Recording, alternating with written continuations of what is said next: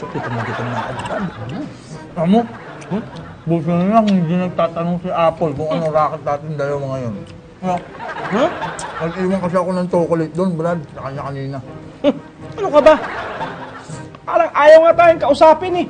Parang iniiwasan tayo. Tingin nyo ba, hindi nakakahalata yung mga tao dun sa bahay? Sabay-sabay tayo nawawala eh. Susa, Nasaan yung matanda?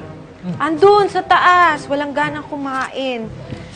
Eh, hindi daw niya ibibigay yung pabuya ko hanggat hindi bumabalik yung panganay niya, si Maria Isabel.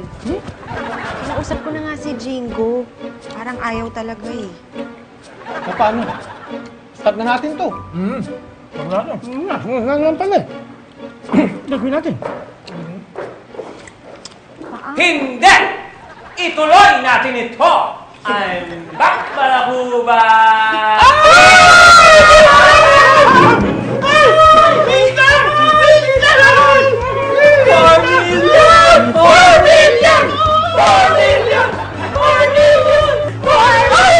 Anong ingay to?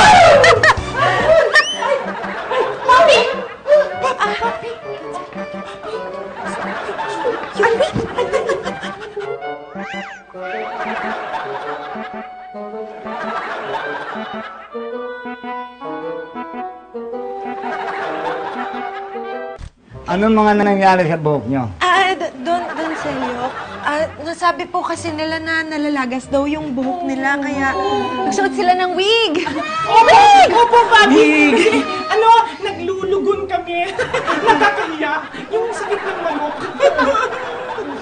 Hindi na mahalaga sa akin yan. Para sa akin, kayo pa rin ang pinakamagandang babae sa buong mundo. Lalo na ikaw, Maria Isabel. Dahil ikaw ang pinakamaganda sa inyong apat.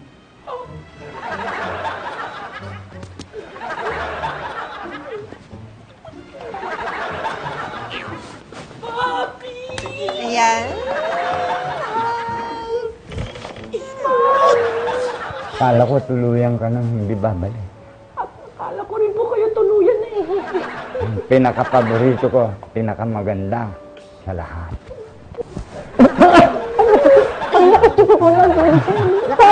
Yakakin niya ka.